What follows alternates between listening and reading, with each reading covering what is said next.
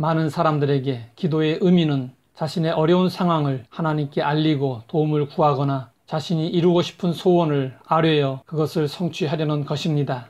사람들은 자신의 사정을 알아달라고 하나님께 소리 높여 부르짖습니다. 그런데 예수님은 제자들에게 기도를 가르치실 때 이런 말씀을 하셨습니다. 구하기 전에 너희에게 있어야 할 것을 하나님 너희 아버지께서 아시느니라. 하나님은 우리가 아뢰지 않아도 우리 속에 있는 소원들을 다 아십니다. 하나님은 우리의 머리털까지도 헤아리시는 분이십니다. 부모가 자식의 필요를 알고 채워주듯이 하나님 아버지도 우리의 필요를 아시고 채워주십니다. 또한 우리가 어떻게 기도하든지 간에 절대 주권을 가지시고 자신의 계획을 온전히 이루어 가십니다. 하나님은 모든 것을 알고 계십니다. 우리에게 꼭 필요한 것이 무엇인지 나보다 더 잘 아십니다. 이렇게 하나님이 모든 것을 다 알고 계신다면 우리가 굳이 기도해야 할 이유는 무엇일까요?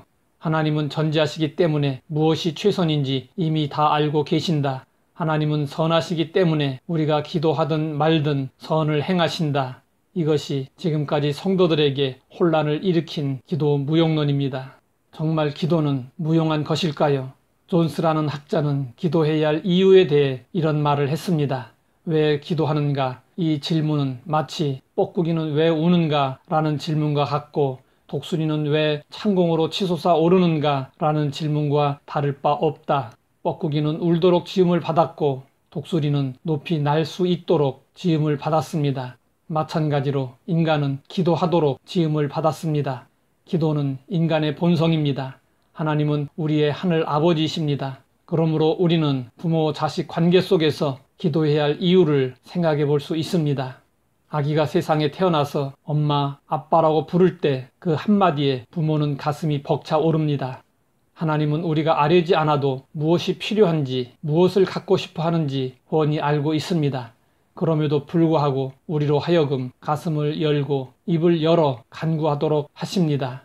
그 이유는 우리에게 하나님을 아버지로 인정하는 고백을 듣기 위함입니다. 성숙한 부모는 자식에게 필요한 것이 무엇인지 알고 있어도 요청하지 않는 한 알아서 주지 않습니다. 그것은 자식을 위하는 일이 아니기 때문입니다. 부모는 자식이 자신의 필요를 구체적으로 요구할 때까지 기다립니다. 이런 차원에서 우리는 하나님께 기도해야 합니다. 또한 하나님은 어려운 사정을 아시면서도 때때로 우리를 결핍 가운데 내버려 두십니다. 그 이유는 우리가 결핍 속에서 하나님을 찾게 될 것을 알고 계시기 때문입니다. 하나님은 그동안 우리가 기도하지 않아도 알아서 수많은 것들을 우리에게 주셨습니다. 그런데 문제는 그것을 인식하지 못하고 당연하게 생각하거나 우연으로 여깁니다. 열심히 기도하지 않으면 하나님이 응답해 주셔도 그것이 하나님의 응답인 줄 모르기 때문에 하나님은 우리로 기도하게 하십니다. 그래서 하나님의 은혜를 은혜되게 하십니다. 이와 같이 우리가 기도해야 할 이유는 다양하고 충분합니다. 무엇보다도 가장 중요한 이유는 예수님의 기도에서 찾아볼 수 있습니다. 예수님에게 기도는 하나님과의 대화였고 깊은 교제와 사귐이었습니다. 예수님은 습관적인 기도로 우리에게 기도의 본을 보여주셨습니다. 하나님의 아들이신 예수님이 기도하셨다면 우리는 더욱 기도해야 마땅합니다. 대화 없이는 사귐이 있을 수 없습니다. 기도는 하나님과의 대화입니다.